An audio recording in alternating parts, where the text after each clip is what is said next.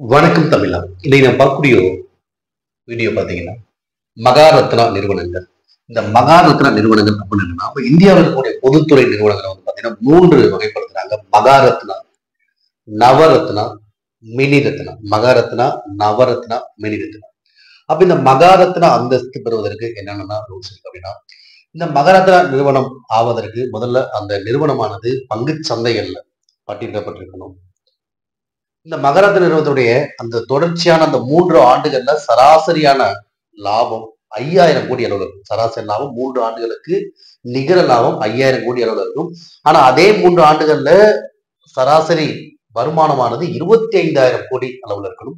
மொத்தமா நிகர மதிப்பு 5,000 கோடி இருக்கு. அப்ப இந்த மாதிரி தகுதியில் இருக்கக்கூடிய அந்த பொதுத்துறை நிறுவனங்களுக்கு மகாரத்னா அந்தஸ்து கொடுக்குறாங்க. ஓகேங்களா? தொடர்ச்சியான 3 ஆண்டுகள்ல நிகர லாபம் 5000 கோடி, நிகர வருவாய் இன்கம் வந்து 25,000 கோடி பங்குச் சந்தைகள் இந்த நிறுவனமானது பட்டியலிடப்பட்டிருக்க வேண்டும். ஓகேங்களா? இதுல எப்படி கொஸ்டின் கேட்பாங்க? நிறைய போட்டித் தேர்வுகள்ல ஜிகே சம்பந்தமா கொஸ்டின்ல கேட்பாங்க. மகரத்னா நிறுவனத்தை தேர்ந்தெடு, இல்ல மகரத்னா நிறுவனங்கள் பொருந்தாதை தேர்ந்தெடு அப்படிங்கிற கொஸ்டின்ல. அப்ப என்னென்ன மகரத்னா நிறுவனம் என்னென்ன நிறுவனம் வருதோ அது எல்லாமே நம்ம தெரிஞ்சாதான் பொருந்துறது பொருந்தாதது சரியான தவறான இதை எப்படி கொண்டாலும் ஆன்சர் பண்ண முடியும். அப்ப இப்ப இன்னைக்கு இருக்கக்கூடியதுல மகரத்னா நிறுவனம் எத்தனை இருக்கு? மொத்தம் 13 மகரத்னா நிறுவனங்கள் இருக்கு. என்னன்னா, ஒண்ணு என்டிபிசி. என்டிபிசி வந்து நேஷனல் தெர்மல் பவர் கார்பரேஷன், அதாவது தேசிய அனல்மின் நிறுவனம். தேசிய அனல்மின் நிறுவனம் என்டிபிசி மகரத்னா நிறுவனம். அடுத்து ONGC, oil and natural Gas corporation, அதாவது எண்ணெய் மற்றும் இயற்கை எரிவாயு கழகம். ஓஎன்ஜிசி இதுவும் மகரத்னா நிறுவனத்துடைய தகுதியில இருக்கு. அடுத்து SAIL, steel authority of India limited. Steel authority of India limited இந்திய இரும்பியக்கு உருக்கு ஆணையமாகும். அடுத்ததாக பிஹெச்இஎல், பாரத் ஹெவி எலக்ட்ரிக். ஓகேங்களா?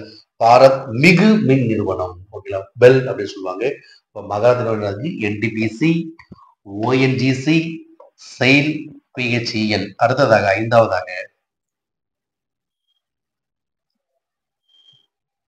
ஐஓசிஎல். ஐஓசிஎல் என்னன்னா Indian Oil Corporation. Indian Oil Corporation Limited. Indian Oil Corporation Limited. அடுத்து ஹெச்பிசிஎல். இந்த HPCL Hindustan Petroleum. IOCL Indian Oil. ஹெச்பிசிஎல்னா Hindustan Petroleum corporation Limited. அடுத்து சிஐஎல். சிஐஎல்னா கோல் இந்தியா லிமிடெட். இந்திய நிலக்கரி நிறுவனம். நிலக்கரி அப்படின்றது கருப்பு தங்கம் அப்படின்னு சொல்லக்கூடிய நிலக்கரி வயிறு கூட கொடுத்திருக்காங்க. கோல் இந்தியா லிமிடெட் இந்திய நிலக்கரி நிறுவனம் சிஐஎல். அடுத்து GAIL, gas authority of India limited. GAIL இந்திய எரிவாயு கழகம், அதாவது ஹெயில். அடுத்து BPCL, Bharat petroleum corporation limited. Bharat petroleum, இது பாரத் பெட்ரோலியம். இது இந்துஸ்தான் பெட்ரோலியம் ஹெச்பி. இது இந்தியன் ஆயில். ஓகேங்களா? இந்த ஆயில் நிறுவனங்கள் இருக்கு, அதிகமா இருக்கு, பார்த்துக்கிறோம். அடுத்ததாக power grid. Power great corporation of India. அடுத்து ஆயில் இந்தியா லிமிடெட் இந்திய எண்ணெய் கழகம். அடுத்ததாக PFC, power finance corporation, PFC. REC, rural electrification corporation limited.